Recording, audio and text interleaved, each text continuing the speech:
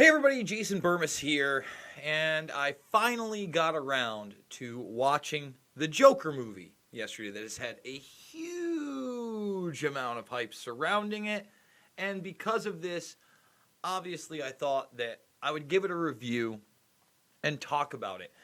So there's a lot of things to talk about in this film, but I want to say number one, I really didn't like it. I think I give it a 6 to a 7 out of 10 tops. I think a 7 out of 10 is almost generous. I know there are people that love this film. I know there are people that hated this film. And before I give you all the spoilers and break it down, I want to give you some of the essence of why I was not too thrilled with the movie. Number one, it dealt with a lot of tropes. I really, really love the director. Todd Phillips is a great director. Again, The Hangover, Road Trip, Starsky and Hutch is probably my favorite remake of a 70s TV show and is highly underrated. Going beyond that, his work with the Taxi Cab Confessions series is very gritty, very good. He did a documentary right here. You can find it on the web. You can find it on YouTube. It's called Frat House, and it took place the year before I was a freshman, so 1996 here. Good stuff. Got great stuff in my opinion. I really like Todd Phillips as a director. Now, as far as I know, this was his first turn into something that, in my opinion, and let's talk about it, if you change the character, in other words, you change nothing but it's not the Joker, right? It's somebody in a clown outfit. And you change Gotham City to New York City where it's shot, and then you change the billionaire who's running for office to generic, do you really have a movie that people are going to watch? Okay? And we're going to get into some of the positive aspects, some of the negative aspects, but in essence, what you had, in my opinion, was a taxi driver meets Fight Club scenario where it took a lot of things that were dark, right?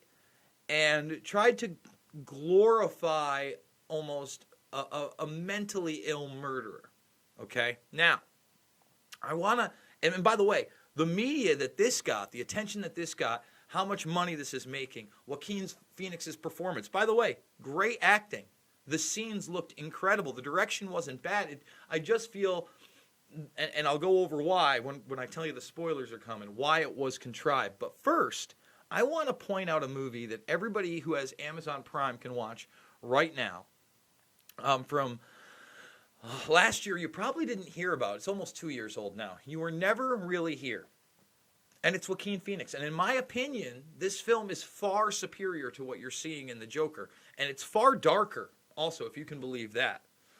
Why didn't you hear about this movie? Now, check this out. I mean, these are some still shots of it. I'm going to tell you why, because it's actually about elite human trafficking of children. And if you look at what the real ratings were from some big names here, 4 out of 4 on the Roger Ebert site, 3.5 out of 4 on Rolling Stone, 89% on Rotten Tomatoes, okay?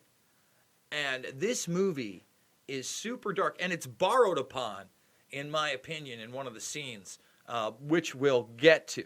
So, why didn't I love it? Well, let's start looking at the film. And now, if you haven't seen the movie and you don't want me to ruin it for you, now's the time to go watch it yourself and then come back and take my review in altogether. Number one, when we talk about the Fight Club aspect of it, a lot of you are going to say, well, the woman is the only real Fight Club aspect of the movie. And when I say Fight Club aspect of the movie, it's the type of delusional psychosis where you are having hallucinations and believing things that are not happening. Now, hands down, this movie has a lot more than just that woman, and I'll get to that. A lot of it's kind of hidden. But honestly, people are talking about a sequel too. Well, the sequel could go in a million different directions because, in my opinion, when you think about it, 3/4 of this movie might not even have happened. Okay? It really might not even have happened, and we'll get there. So in the very beginning, you look at what he's doing, and he's dressed in a clown outfit. He's on the streets of Gotham, aka it looks exactly like New York City. Had to be shot there. And you have these kids run up on him and steal one of those twirly signs. Now, those signs are pretty huge now on the streets, or at least 5 years ago, even bigger. You saw them every once in a while in the time period I think this is taking place. And, you don't see cell phones, right? That's a big tell. And really it gives it away at the very end with, tube televisions throughout. But they show an Energizer Bunny commercial. So you got to assume that this thing's taking place in the mid-'80s, right? So you got this mid-'80s tale of a clown, and in the very first thing, he has a sign stolen. He chases these kids down, and he's severely, brutally beaten by children. Okay? Now you cut to him with a social worker who's talking about his issues. Let me say this. There is never a point in this movie where Joaquin Phoenix's character is likable. There is never a point in this movie where there's something that's remotely funny, in my opinion. I mean, I didn't laugh. There was no even uncomfortable laughter in this movie that you'd get with, say, even a Rob Zombie movie. Okay? So really, you're walking in, again, if you just change the characters' names, into a pretty just dark horror film indie picture, in my opinion. And you'd well be served, in my opinion, to watch You Were Never Really Here instead. But compare those films and tell me what you think. So anyway, you have him in this office talking to a woman about getting his medications. But a lot of people probably miss this. There's a scene where she talks about him being committed, right? So he's in the full garb in a white room, slamming his head into what looks like the glass window of a door. And they never come back to that until you get to the end of the film, where he's in a very similar place. So right there, when I saw that he had already been committed, that he's in another white room, that he's on medications, you have to ask yourself, how much of this film is going to be fantasy and how much of this film is going to be reality, okay? So the next thing you got in this movie is kind of the relationship with him and his mother in this dark apartment. He's already talked about how things are getting worse out there. His social worker is not supportive whatsoever. She's just got a bland, defeated look on her face. It doesn't look like she can help him. At one point, he hands her this very disturbing notebook, which, in my opinion, right there, he should be reported, right? This is a notebook of his thoughts, but it ends up being his jokes. And really the only nudity in the film come from the pornographic pictures he has in this. So, again, never likable. Just a total psychopath throughout the whole movie. And kind of like, this person that just feels like he's always going to get stepped on. So then you see how unhealthy the relationship is with the mother, but again, you have this fantasy aspect into it. So he wants to be loved. He's a clown. That's what he's doing for a living. And, you meet the other clowns. I'm not sure when he gets a gun, whether it's before or after this. It might be after, but let's focus on the relationship with the mom. As it progresses, it's clearly terrible. Like, as soon as you see them where he's washing her in a bathtub, that's where you know it's over the top bad. But even when they're watching this episode where your Johnny Carson character, Marty something or other, it's Robert De Niro. And right there, he has the fantasy of De Niro calling him out of the crowd and then, acting like a father figure to him, being very, very supportive. Okay? Again, the feeling that this guy wants to be loved, and he's never had a father. So you're looking at this, and his only father have been these TV personalities. That's a very big part of this movie, in my opinion. So you look at that, and right there I'm thinking to myself, all right, so this movie is going to drift in and out of reality, 100%. And it does, but you really don't know where. And we're going to get into some of those bigger aspects in a moment. So as this moves on, right, the Joker character, he keeps getting pushed. Nothing keeps going his way. Everything is bad.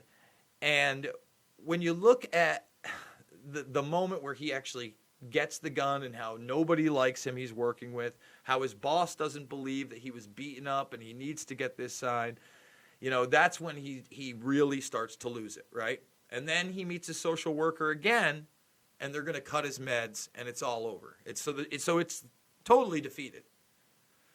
That's when the movie really starts to spiral, and you see that he has a condition also. He's trying to make a kid laugh who's interacting with him, and the mother freaks out on him, and he has to hand her a card. So a tragic figure, a mentally ill figure throughout the whole thing. And now he has a gun, and he's off his meds. Now, this is a problem for me. He even says that he's not supposed to have a gun. Okay? He's not supposed to have a gun.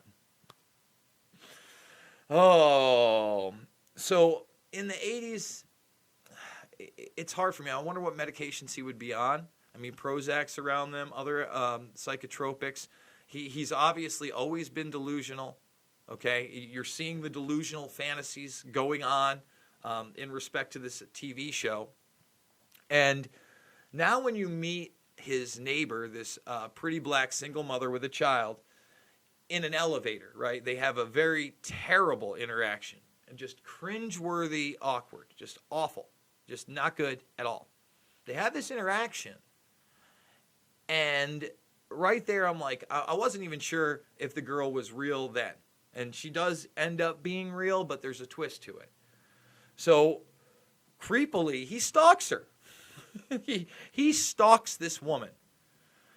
And then when she comes back and asks him if he's been following her, she acts as though it's not a big deal, and he talks about his comedy to her. And right then, I thought it was extremely suspicious, or maybe that part might have been real, but, right there, I'm wondering if this is another Fight Club scenario.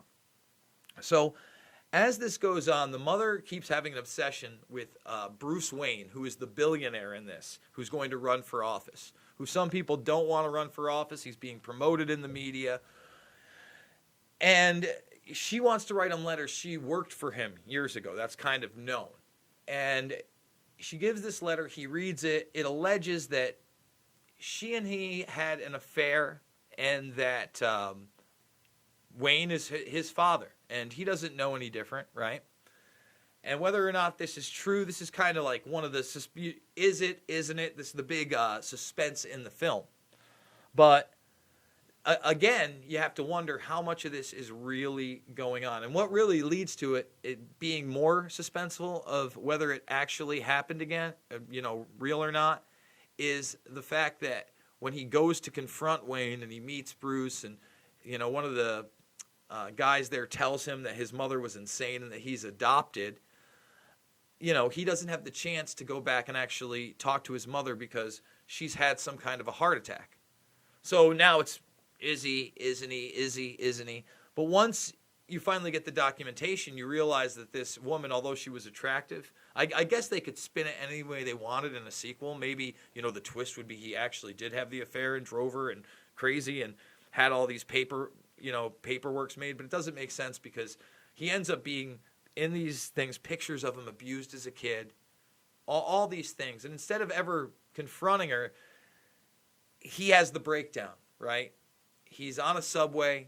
He gets beaten up on the subway, and he ends up making a 3 kill. He kills 3 basically douchey yuppies that end up working for the Waynes. Now, this scene is that intense turn scene, right? He's starting to be off his meds. He doesn't have much left. And in my opinion, this is just like cold-blooded murder. Maybe it was defense on the first guy, probably not the second guy, maybe the second guy. But the third guy he actually chases down. They're all drunk. And shoots him in the back, man. And this is where more of the fantasy of the picture kind of comes in. So one of the big subplots is after these 3 guys are murdered in the film, right? That's when all of a sudden the Joker mask kind of becomes like a V for Vendetta mask. The anti-establishment mask. You're fighting authority. He's an anti-hero. And I don't buy into it, but at the same time, he's having this fantasy where he's now dating that woman, and she's around. She went to his comedy show, And even though his comedy show, again, nothing funny about it, looks like a horror show, she's in the audience, she kind of laughs. She even at one point, when they're looking at all this media that has happened because this movement has started, and he looks at it and she's assuring him it's good. I'm not sure any of that happens. You know, I know that people will argue with me. Maybe it happens. It's absolutely possible. But think about it. He's getting more and more delusional. His mother was delusional, thinking that she had the affair with Wayne. So these are mentally ill people. They probably do need some kind of medication. You know, that was one of the points he's making. But with the psychotropic drugs we have now and the overprescription, I just can't get down with it. One of the hackney thing is after this murder, and I want to point this out, is that it kind of copied the Mr. Brooks thing. If you don't know what Mr. Brooks is, you know, he's also got this inner voice, wants to kill things, and he does this weird dance. Like the serial killers, Dexter does it. And that's like a big scene in the movie. Goes into the bathroom, does this freaky, weird dance thing. I think that Todd Phillips could have come up with something more original than those tropes. So getting back to it, you know, these become pivotal moments in the film that he did go, or did he? Because does he actually go and do this stand-up? Because then it gets picked up by the talk show host, the Robert De Niro character. And again, it's so cringeworthy that the audience is sitting there watching. Now, he's already had a fantasy of being in the audience on the show. Could it be a fantasy of him actually going on the show?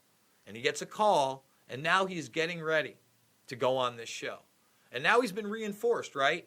He believes that, you know, he has a girlfriend and all these different things. And later on, you know, he goes to the apartment, and there's the reveal, and she's scared to death, as she should be.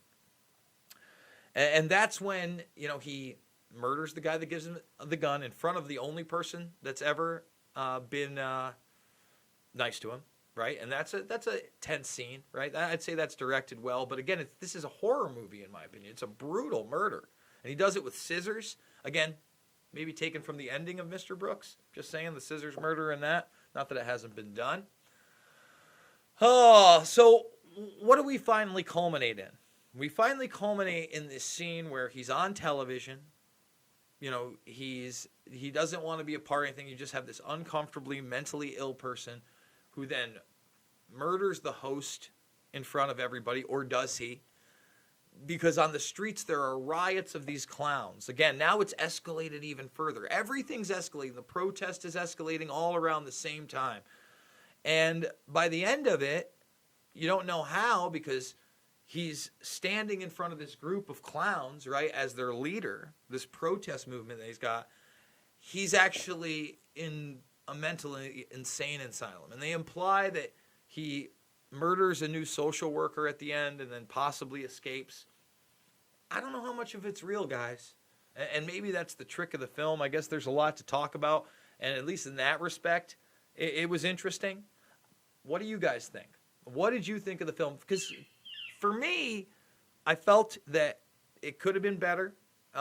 It could have worked without, again, being the Joker and having Bruce Wayne's parents tied into it. There's a couple Easter eggs in there I don't feel like I need to spoil for everybody. I'm actually glad they didn't do an after thing cutscene.